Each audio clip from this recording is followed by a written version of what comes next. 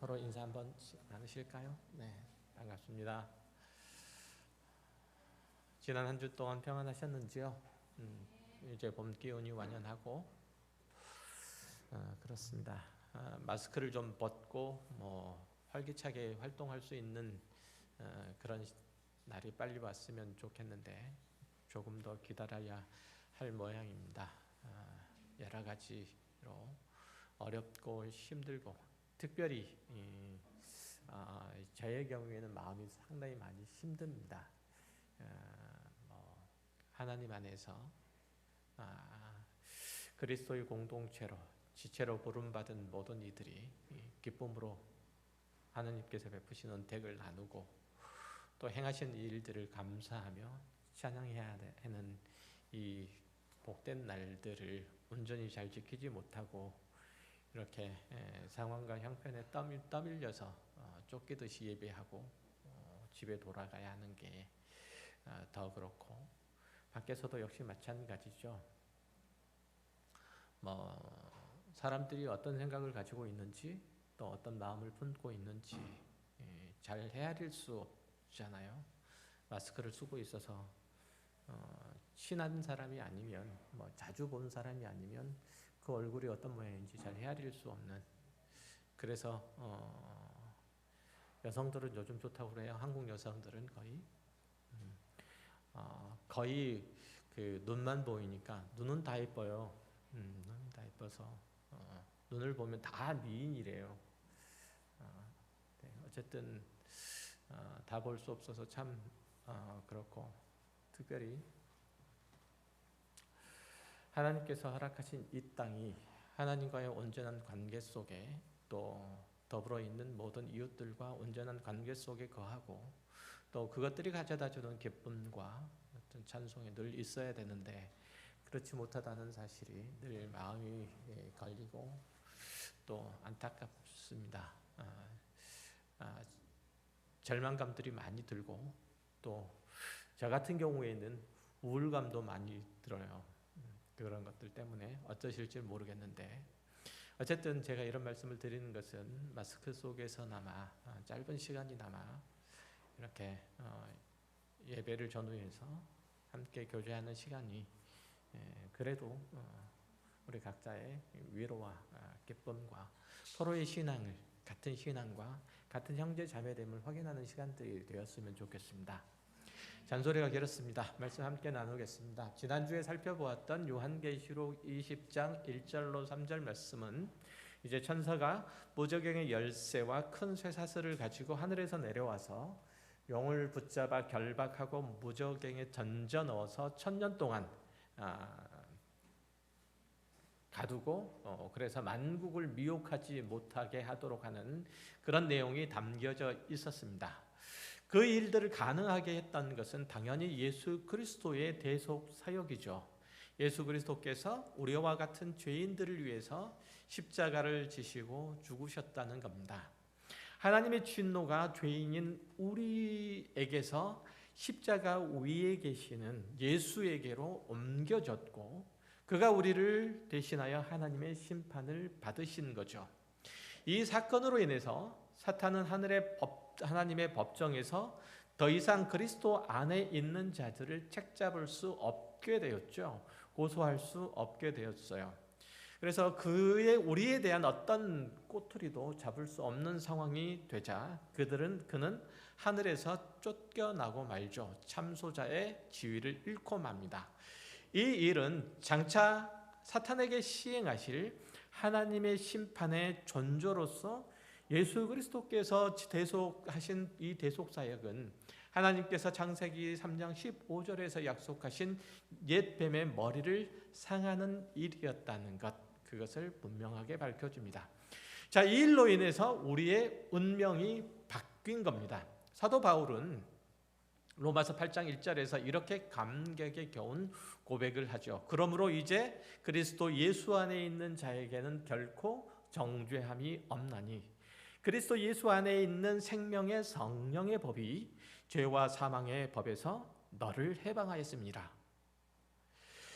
우리 이러한 극적인 변화를 그려주기라도 하듯이 사도 요한의 이 환상은 무저갱에서 갇힌 사탄에게서 장면이 바뀌어서 다시 하늘로 옮겨와요. 오늘 본문이 그렇죠.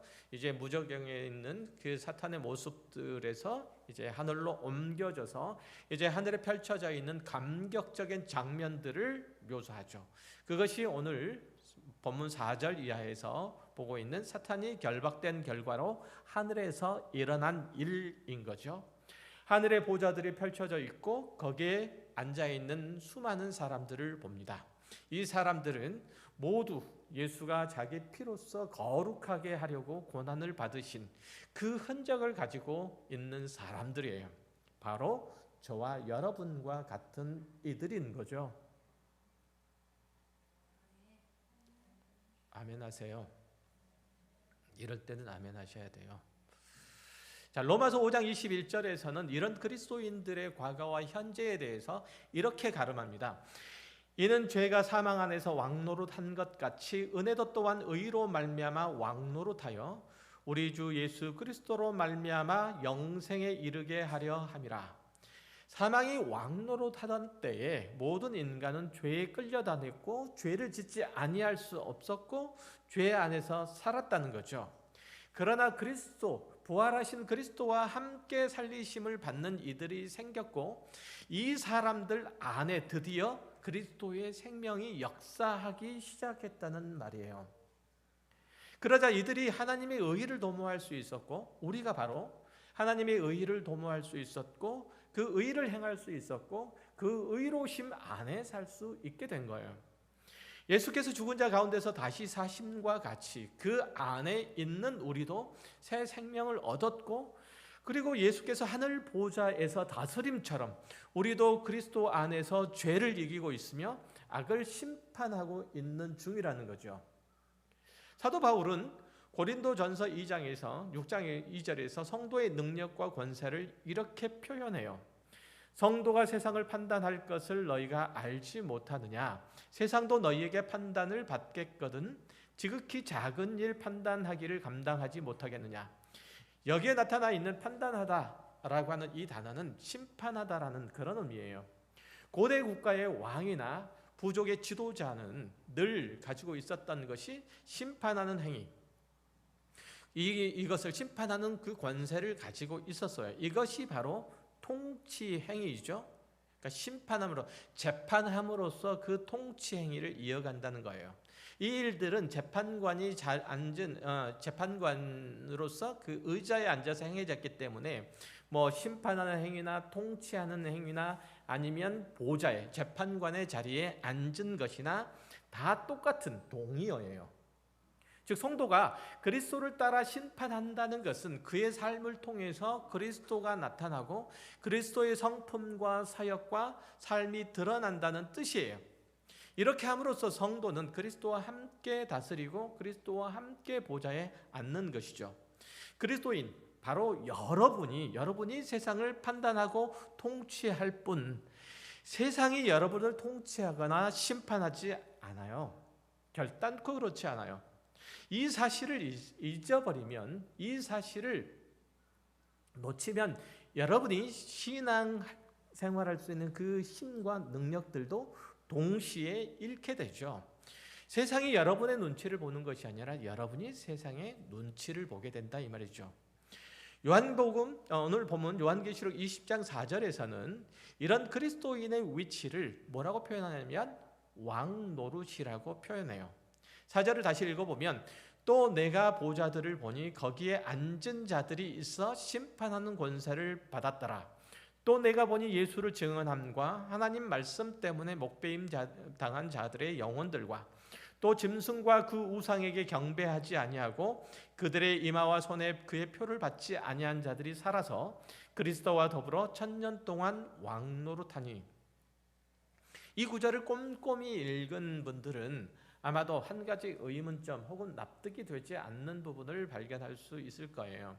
여기 보면 보좌에 앉아서 심판하는 권세를 잡은 자, 이것은 지난주에도 제가 설명했던 것처럼 이런 사람들이 바로 모든 그리스도인, 이라는 사실을 이제 이해했을 텐데 4절 말미에 보면 또 한 사람의 무리들이 한 무리의 사람들이 등장을 하는데 이들이 그리스도 안에서 믿음을 잘 지키고 하나님의 말씀에 순종하느라 고난을 받고 또 순교한 사람이라고 그렇게 묘사를 하고 있어요. 목배임을 당한 사람이라고 그렇게 묘사를 하고 있죠. 특별히 본문에서는 이들이 살아서 그리스도와 더불어 1000년 동안 왕노릇한다라고 그렇게 설명하니까 어떤 이들은 박해를 받아서 순교한 특정 시대에 살던 자들이 그런 사람들이 부활해서 1000년 왕국을 이루고 이들이 바로 주 예수 다시 오시는 예수 그리스도와 1000년간 통치한다라고 이해하는 이들이 있어요. 이런 사람들을 지난 시간에 설명했던 것처럼 전천년주의자라고 얘기를 해요. 전천년주의자. 이들은 예수님께서 다시 오시는 나팔 소리가 울리면 먼저 죽은 성도들이 그 소리를 듣고 부활하여 이들과 그때까지 살아있는 이들과 재림하신 예수님과 더불어서 1000년 동안 지상에 왕국을 세우고 1000년 동안 통치한다고 믿죠. 그러나 그렇지는 않아요. 아까 말씀드렸던 것처럼 성도들이 그리스도와 더불어서 왕적주의를 행사하는 것, 이것은 세상을 통치하고 세상을 심판하는 일들인데 이것은 이미 그리스도와 더불어 함께 있는 자들에게서 이미 일어나고 있는 일이에요. 그리스도의 죽으심과 부활이 그들로 하여금 하늘에서 통치를 하시도록 한 것처럼 구원받은 성도 역시 그리스도 안에서 부활을 경험했고 그리스도와 함께 하늘 통치를 이어간다고 성경은 누누이 말하죠. 그것이 살아서 1000년 동안 왕노릇 하시리라 라는 그런 말씀이고 이것이 첫째 부활 안에 있는 일들이에요. 하나도 이해를 못 하시는 것 같아요. 이해되세요? 다시 설명하면 우리 무천년설을 주장하는 이들은 예수님께서 십자가에 죽으시고 부활하신 후 주님 다시 오실 때까지의 이 기간을 상징적인 1000년으로 이해하고 있고 이 기간에 모든 성도가 그리스도와 더불어 왕노릇하고 있다. 하늘의 보좌에서 통치하고 있다, 심판하고 있다라고 그렇게 믿고 있는 거예요. 그러니까 이 왕노릇하는 그룹에는 그리스도를 믿는 신앙 때문에 박해를 받고 순교한 이들이 있겠고 아니면 자신의 신앙을 굳건히 지키다가 늙거나 그래서 병들어 죽은 사람도 있을 거예요. 뿐만 아니라 지금까지 각자의 삶의 자리에서 예수 그리스도를 믿는 신앙 안에서 자기를 지켜 세속에 물들지 않는 사람도 있을 거예요. 바로 저와 여러분처럼 말이죠. 자, 이들 모두는 살아오는 동안에 하나님의 아들로서 하나님의 자녀로서 그분의 뜻과 계획을 이루고 그분의 거룩하신 성품에 동참했을 거예요. 여러분들이 그렇잖아요. 그렇죠? 하나님의 성품에 거룩하신 성품에 동참하고 있어요. 즉 주께서 구원하신 그 목적을 성취하고 있는 거예요. 또한 성도들의 이런 삶이 세상에 있는 이들에게 지속적인 복음 증거가 될 거고 악한 자들이 자기의 악행을 멈추고 돌아오라는 선지자의 메시지가 될 것이고 마지막에 그리스도께서 최종 심판을 하시는 데의 기준이 될 거예요. 여러분이 뭐가 된다고요? 마지막에 그리스도께서 이 세상을 심판하시는 기준이 돼요. 캐논, 잣대가 돼요. 잣대. 그렇게 그리스도 안에 있는 신실한 성도들은 하늘 법정에서 1000년 동안 왕노릇하는 거예요. 그렇게 심판권을 가지고 있는 거예요. 어떤 점에서? 여러분들이 이 세상을 심판하는 기준이 된다는 점에서 말이죠. 자, 우리는 요한계시록을 읽을 때 주로 보는 것이 마지막 때 어떤 징조가 있을 거냐, 그때 믿는 자들로서 환난과 시련을 피하려면 어떻게 해야 되는가, 그 모든 일들을 마치고 주님께서 다시 세상을 심판하실 때, 다시 오셔서 세상을 심판하실 때 내가 과연 어느 편에 서 있을 건가, 하나님께서 나와 내 신앙 인생을 어떤 모습으로 인정해 줄 건가, 이런 것들에 온통 마음과 시선들이 꽂혀져 있어요.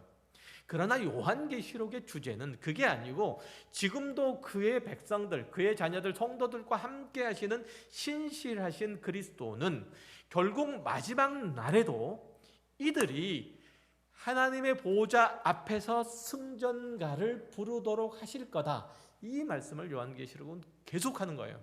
그래서 어떻게 하라고요? 너희들이 세상의 어떤 형편과 상황 가운데 있더라도 너희들이 지닌 바 하나님께서 허락하신 구원과 능력과 신앙을 잃지 말라, 이런 얘기잖아요.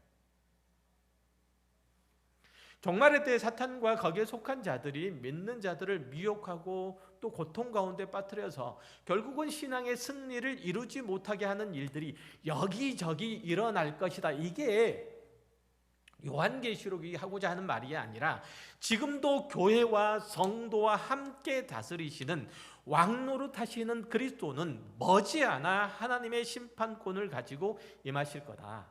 그가 속히 오셔서 악한 자들과 거기에 봉사하는 이들을 하나님의 재판정에 세우실 것이고, 그가 우리 성도들의 승리를 속히 오셔서 그렇게 선언해 주실 거다 라는 거예요. 이게 요한계시록이 말하고자 하는 중심 주제이고 내용이에요.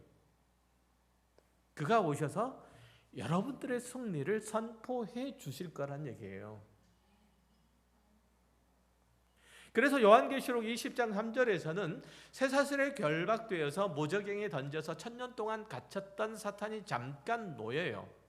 그리고 그 다음 얘기가 매끄럽게 진행되려면 어떻게 돼야 되냐면 7절로 넘어가야 맞아요. 보세요. 3절 마지막에 보세요. 그 후에 잠깐 놓이리라, 이렇게 하고 7절로 가면 1000년이 참에 사탄이 그 옥에서 놓여, 이렇게 나오는 거예요.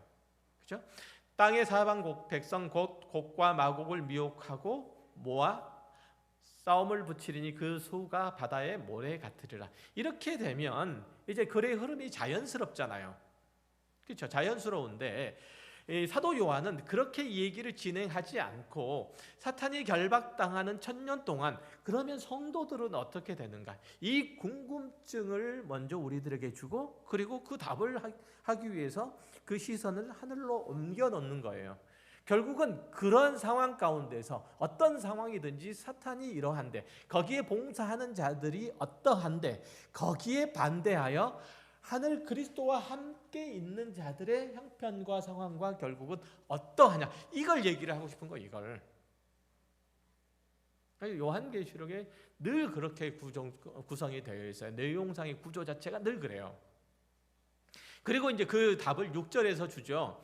이 첫째 부활에 참여하는 자들은 복이 있고 거룩하도다. 둘째 사망이 그들을 다스리는 권세가 없고 도리어 그들이 하나님과 그리스도의 제사장이 되어 1000년 동안 그리스도와 더불어 왕노릇하리라.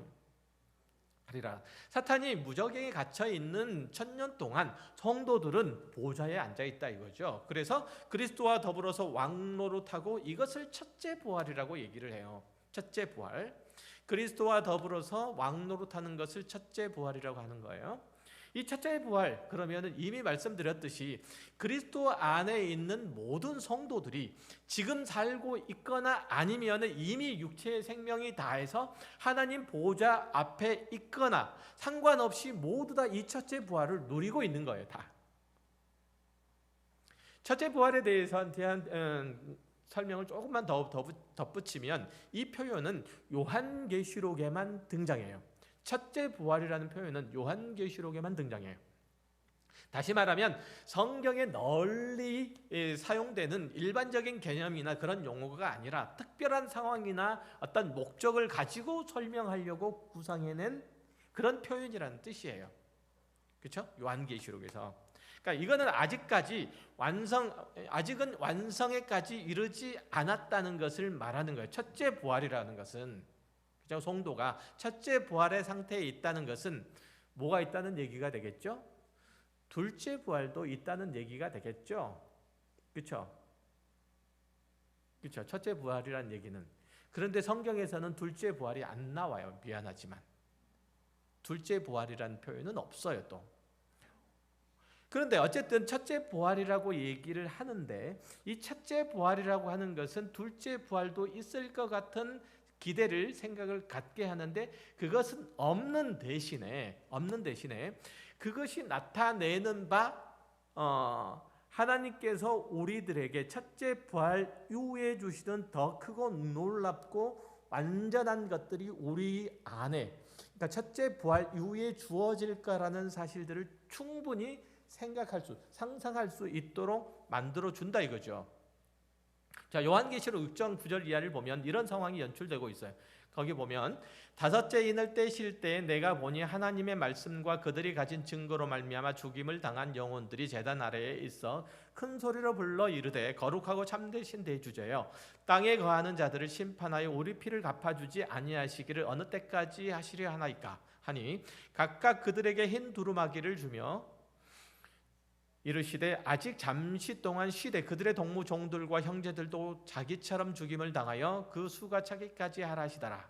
여기 보면 죽임을 당한 성도들의 영혼이 아직은 부활한 몸을 입지 못한 채로 하늘 하나님 보좌 앞에 있는데 이런 상태를 신학적으로 표현하면 중간 상태라고 얘기를 해요. 그러니까 우리 성도들이 모두 다 죽으면 우리의 몸은 땅에 묻힐 거지만 우리의 영혼은 하늘 하나님 보좌 앞에 있는 거죠. 하늘에 거하는 거예요. 박원에 거한다고 얘기하잖아요. 그러니까 하늘에 있는 거 이런 상태를 뭐라고요? 중간 상태라고 얘기를 해요. 신학적인 용어로. 그러니까 이들은 완전한 몸의 부활, 변화된 몸의 부활을 얻기까지는 기다려야 돼요. 그러니까 그런 의미에서 아직은 완전한 상태는 아니라는 얘기예요. 둘째는 뭐냐면 어떤 형태로든지 이 육체의 생명이 끝나고 죽은 성도들은 하늘의 하나님과 함께 있을 때에는 의식 상태에 있다는 점이에요. 그러니까 사람이 죽으면, 그리스도인들이 죽으면 몸은 땅에 묻히지만 우리의 영혼은 하늘 하나님과 함께 있는데 그때 상태가 무의식의 상태가 아니라 의식 상태란 얘기예요. 다시 말하면 방금 말씀드렸듯이 우리의 육체는 땅에 묻힐 거지만 죽은 성도들의 육체는 땅에 묻히지만 그들의 영혼은 죽거나 잠들어 있는 상태가 아니라 계속 살아있는 형태란 얘기예요. 당연한 것은 모든 그리스도인들은 예수를 믿는 순간 영생을 얻었기 때문이죠. 그렇죠? 그러니까 이 첫째 부활은 사실은 언제 일어나는 거예요? 첫째 부활은 우리가 예수를 믿고 구원을 얻는 순간에 일어나는 거예요. 그러니까 예수를 믿기 전에는 모든 사람이 다 어떤 상태예요? 죽은 상태잖아요. 모든 사람의 영혼이 죽은 상태예요. 우리가 예수를 믿고 구원을 얻으면 그 죽은 영혼이 일어나잖아요. 그렇죠? 하나님께 대해 반응할 수 있고 죽은 영혼이 살아. 이걸 첫째 부활로 성경이 표현하고 있는 거예요.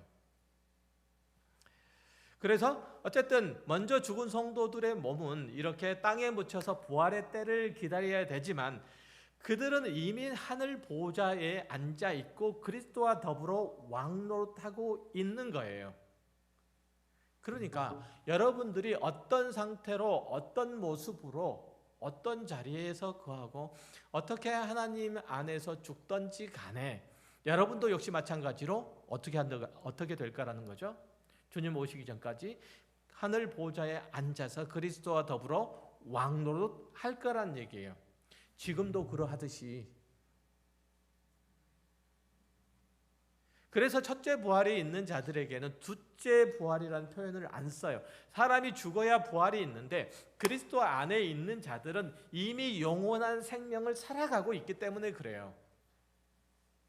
그러나 나머지 죽은 자들은 천년이 차기까지 다 살지 못한다고 얘기를 해요. 본문 5절에 보면 그 나머지 죽은 자들은 그 천년이 차기까지 주님 오실 때까지 살지 못하더라. 이는 첫째 부활이라 이렇게 되어 있는데 세상에 믿지 않는 자들은 죽으면 그걸로 끝이란 얘기예요. 육체의 생명이 죽으면.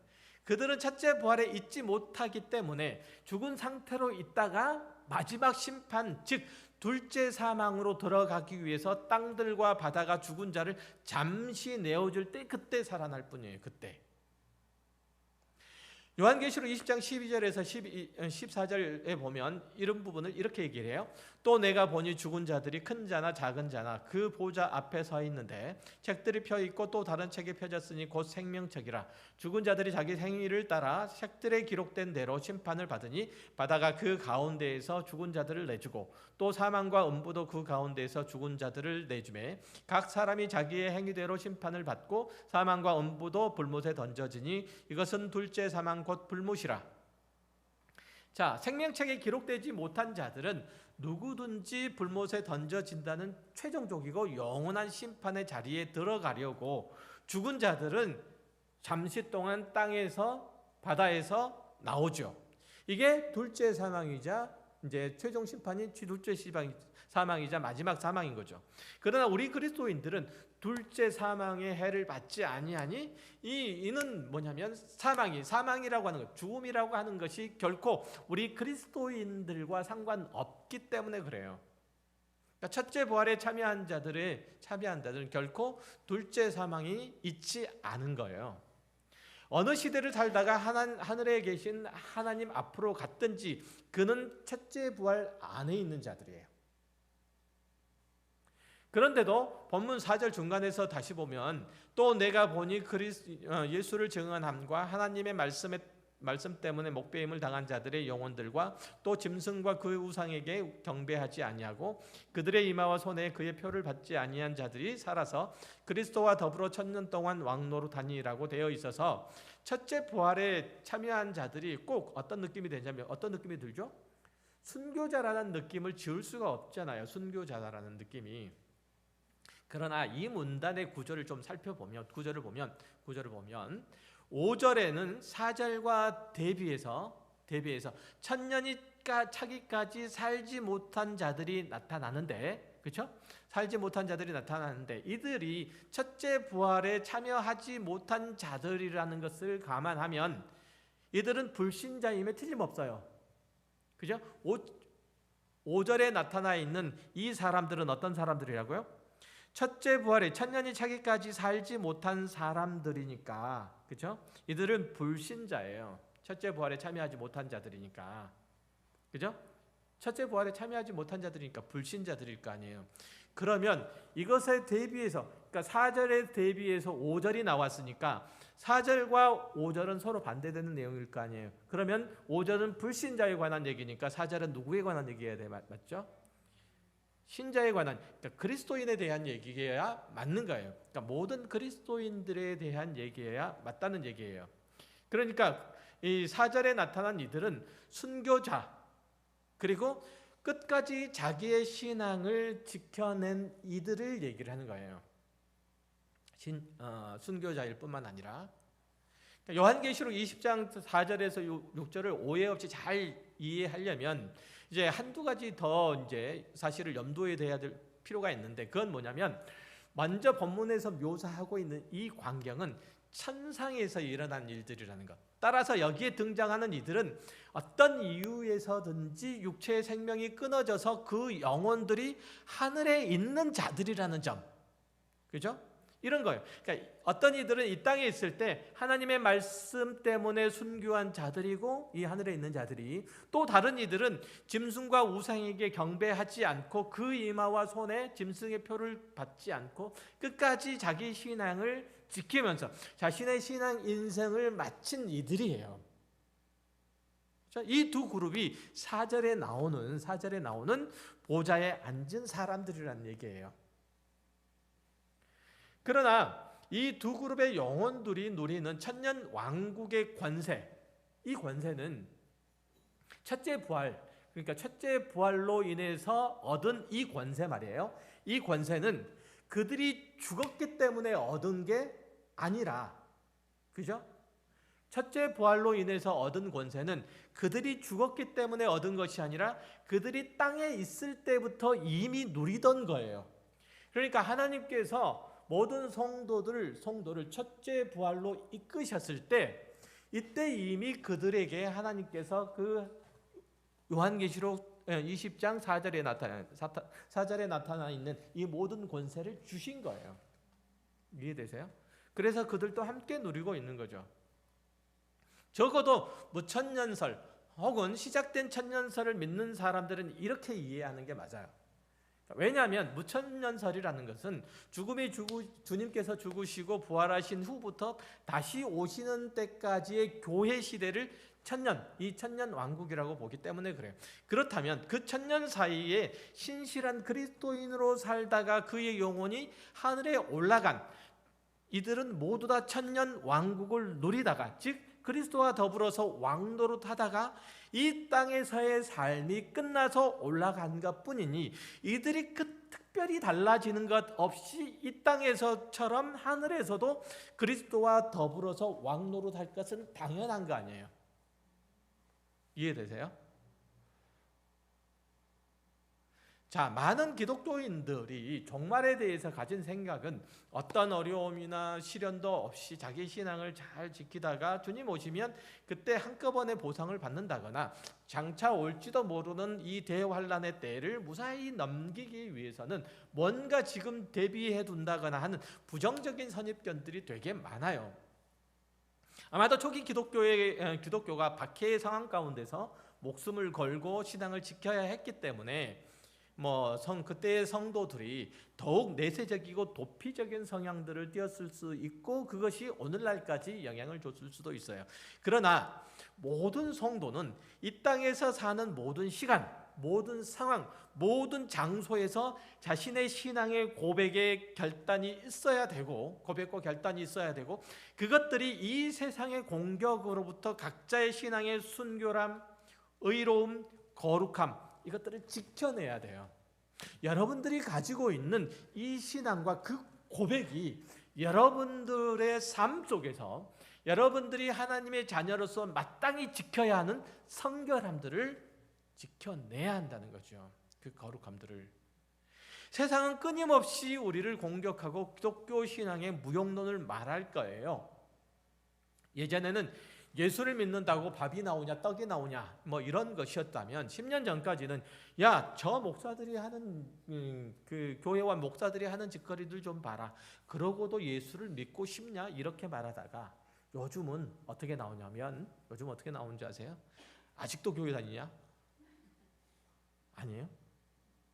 아직도 다니냐? 이런 얘기하죠. 이런 얘기를 들으면 기운이 빠지고 우울해지죠. 또 마음이 흔들리기도 해요. 그러나 요한계시록에서 제시하는 승리는 누구의 것이죠? 마귀, 용, 옛뱀이라고 불리는 사탄과 그의 세력이 무너지는 것은 무엇 때문이죠? 예수 그리스도께서 죄인을 위해서 십자가를 지시고 그들을 정결케 한 까닭이잖아요. 성도의 승리는 항상 어린 양 예수께 의존되어 있는 거예요. 다시 말하면 그가 무엇을 했거나와 상관없이 어린 양 예수께 의존되어 있는 거예요.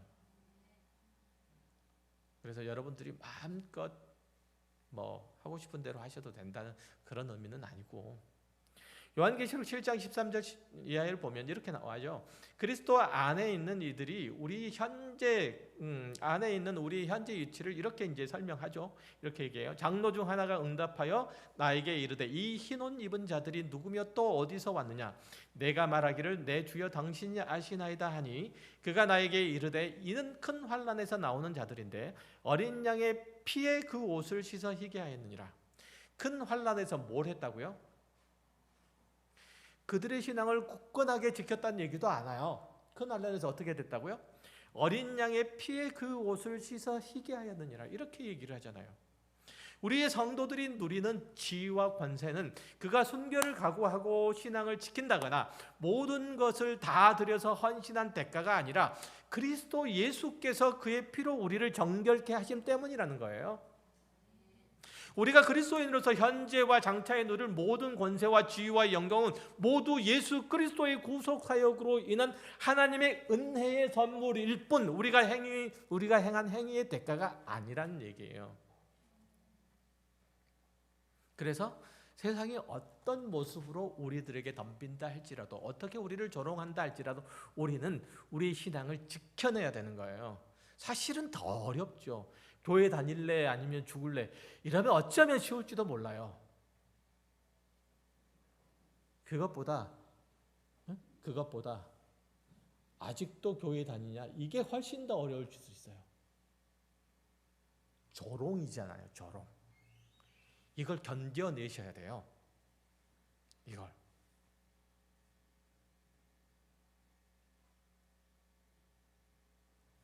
눈에 힘 좀 주세요. 눈에 힘 좀. 견뎌내셔야 돼요. 사도 바울이 로마서 11장 34절 이하에서 이렇게 고백해요. 누가 주의 마음을 알았느냐, 누가 그의 모사가 되었느냐, 누가 주께 먼저 드려서 갚으심을 받겠느냐. 이는 만물이 주에게서 나오고 주로 말미암고 주에게로 돌아감이라. 그에게 영광이 세세에 있을지어다. 아멘. 우리가 무엇을 먼저 드려서 하나님께 갚으심을 받겠는가?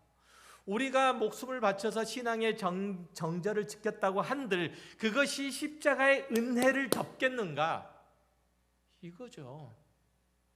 성경이 말하는, 아니, 그 범위를 좁혀서 요한계시록에서 말하는 것에 귀를 기울이기만 해도 하나님의 백성들이 사탄의 세력의 위협과 세상의 유혹을 이기는 힘은 어린 양의 피에서 나온다는 거잖아요. 하나님의 깊으신 은혜의 돌보심에서 비롯된다라고 그렇게 외치는 것을 금방 들을 수가 있어요. 우리는 신앙생활을 하면서 부딪히는 일들을 피상적이고 그리고 감정적이고 의식적이고 부정적으로만 받아들이려고 해서 잘 깨닫지 못하는데, 하나님께서는 지금도 죄인들을 구원하시고 그의 백성들을 삼으심으로써 그의 나라를 확장시키신 이 일로 인해서 사탄과 그의 세력들은 점점 밀려나가고 그리스도께서 제사장이 되고 그의 보좌에서 앉아서 왕노릇 하심으로 말미암아서 생겨나는 하나님의 백성들, 그와 더불어서 왕노릇하는 이들이 생겨난다는 거예요. 이것 때문에 사탄은 더욱 발악한다는 거예요. 이것 때문에 여러분들이 아직도 교회 다니냐라는 얘기를 듣는다는 얘기예요. 여러분이 예수를 믿는 것 때문에 핍박을 받고 시련을 겪는 것은 그런 의미에서 볼 때 기쁘고 즐거워할 일들이죠. 뭐 때문에? 사탄이 마지막 때가 된 줄 알고 발악하기 때문에 생긴 일이라 생각하면 쉽잖아요. 이 세상의 악한 세력이 아무리 활개를 치고 큰 소리를 친다고 해도 그들의 시간은 정해져 있어요. 그들의 패배는 확정되어 있어요. 그럼에도 불구하고 그들은 아무 데 가서도 도움을 요청할 수 없고 기도할 수 없잖아요. 반면에 우리는 이미 승리가 확정된 싸움을 하고 있고 때는 당상이라 이런 얘기죠.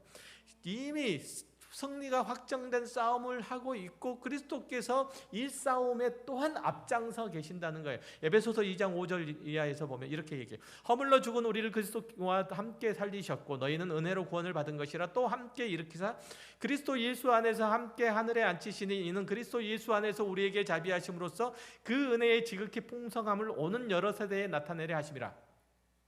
우리는 죄와 허물로 죽었다 이거죠. 하나님께서 그럼에도 불구하고 그리스도와 함께 우리를 다시 살리시고 하늘에 앉히시기까지 하는 그 은혜를 베푸셨다는 거예요. 하나님께서 우리를 하늘 보좌에 앉히시기까지 우리를 사랑하셨고 우리에게 은혜 베푸시기를 아끼지 아니하셨기 때문에 우리가 하늘 보좌에 앉아 있는 거라 이런 얘기예요. 여러분들이 신앙생활을 하는 것이고 여러분들이 세상을 판단할 수 있는 힘과 능력이 거기서 생긴 거예요. 안 그러면 그렇지 못했죠. 여러분들이 세상과 여러분 스스로를 구별해낼 수 없을 뿐더러 그것과 구별하여서 여러분들을 성결한 하나님의 자녀로서의 그 삶 안에 밀어넣지도 못했겠죠. 우리는 각자 신앙을 지키고 순교함으로 하늘에 거하는 게 아니라 우리의 힘으로 대단한 공로를 세우고 하나님의 나라에 입성하는 게 아니라 영웅적인 행위를 함으로써 그 대가로 보좌에 앉은 것이 아니라 그리스도 예수의 십자가로 말미암아 죄에서 구원을 받고 하늘 보좌에 앉은 거라 이런 얘기예요. 그것이 그것은 장차 죽어야만 일어나는 일들이 아니라 지금 이 순간에도, 여러분들이 지금 이 자리에서 이 설교를 듣는 이 순간에도 그리스도와 함께 보좌에 앉아서 세상에 하나님의 나라의 복과 은혜와 생명들을 나누는 일들을 하고 있다는 거예요. 또 그런 일들을 하는 데 있어서 필요한 모든 것들을 하나님께서 공급하실 것을 보증까지 받아놓고 있잖아요. 요한복음 14장 13절에서 예수님께서 이렇게 약속하시죠. 너희가 내 이름으로 무엇을 구하든지 내가 행하리니 이는 아버지로 하여금 아들로 말미암아 영광을 받으시게 하려 함이라. 우리 그리스도인들은 천군 만마를 대동하고 싸우는 거예요. 그런 우리에게 세상이 난리를 치는 거, 이건 어쩌면 당연하잖아요. 그들이 수세에 몰려있고 그들이 패배를 앞두고 있기 때문에 그런 거예요. 언뜻 보면 세상이 더 큰 세력을 가진 것 같고 세상이 한참이나 이기고 있는 것처럼 보이지만 그들이 가지고 있는 것은 신기를 뿐이에요. 뜬구름일 뿐이에요. 그러나 우리는 모든 것을 가진 자이고 모든 것을 할 수 있는 자예요. 방금 읽었던 요한복음 14장 14절에서 너희가 내 이름으로 무엇이든지 구하면 내가 행하리니, 이 대상인 거예요. 무엇이든지 구하면 내가 행하실 거다. 밥을 달라면 밥을 줄 것이고 떡을 달라면 떡을 줄 것이 아니고, 그런 뜻이 아니라 너희가 하나님의 사람, 하나님의 주의 백성으로서 그러한 온전한 자리를 지키고자 하는 모든 일들에서 하나님께서 함께 하실 거다, 이런 얘기잖아요. 너희들이 하늘 보좌에 앉아서 그리스도와 함께 왕노릇하는 모든 일들에 대해서 내가 너희와 함께 할 거다. 거기에 장애가 되는 무엇이든지 있으면 너희들은 내게 구하라. 내가 행하겠다. 이 말씀이잖아요.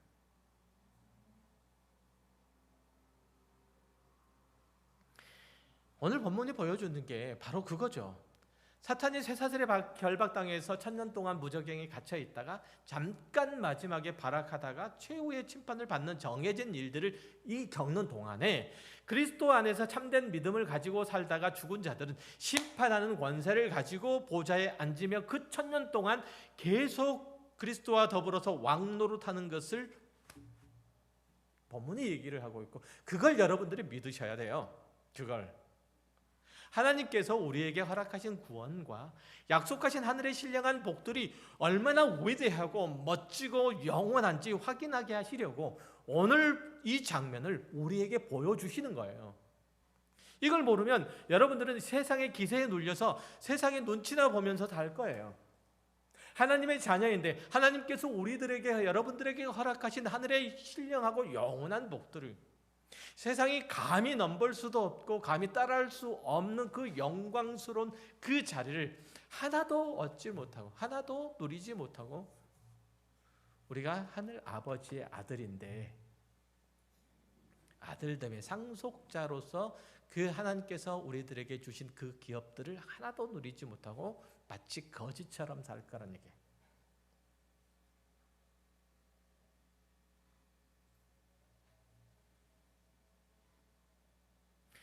그러나 여러분들이 하나님께 받은 복이 얼마나 대단하고 하나님께로부터 안치심을 입은 자리가 얼마나 높은지 알면 다른 것들은 어떤 것도 눈에 안 찰 거예요.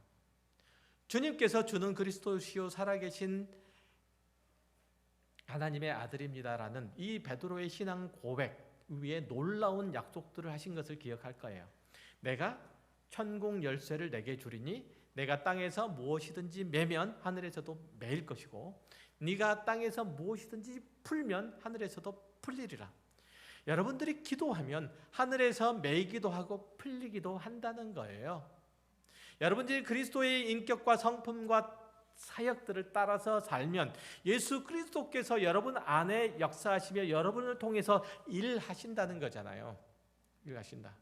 여러분이 이 죄악된 세상을 위해서 기도하면 그것 가운데서도 하나님의 자비와 긍휼들이 베풀어지고, 여러분이 이 세상에서 빛된 역할들을 하면 어두움이 물러나고 그 자리에 하나님의 영광의 빛이 비추어진다는 거잖아요. 그렇다면 우리는 교회와 이웃을 위해 더 많이 기도해야 되고 더 많이 나눠야 되고 더 많이 채워줘야 되죠. 그렇게 하는 것만큼 우리의 신앙 인생을 통해서 하나님의 구원의 능력과 지혜와 영광이 드러날 것이기 때문에 그래요. 여러분의 존재와 성품과 신앙은 물론 그리스도 예수에게서 온 거죠. 그러니 여러분의 삶 속에서 무엇을 나타내야 되죠? 예수를 나타내야 되죠. 당연히. 그가 이 땅에 임하신 온 우주의 왕이심을, 그가 이 땅에 오신 메시아임을 어떻게 나타내셨죠? 자기를 비우고 자기를 낮추시고 죽기까지 복종하심으로써 하신 거잖아요.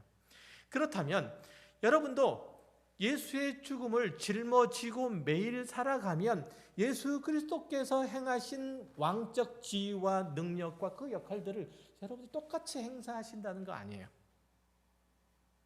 고린도후서 4장 10절 이하에서 이렇게 말씀하세요. 우리가 항상 예수의 죽음을 몸에 짊어짐은 예수의 생명이 또한 우리 몸에 나타나게 하려 함이라. 우리 살아있는 자가 항상 예수를 위하여 죽음에 넘겨짐은 예수의 생명이 또한 우리 죽을 육체에 나타나게 하려 함이라.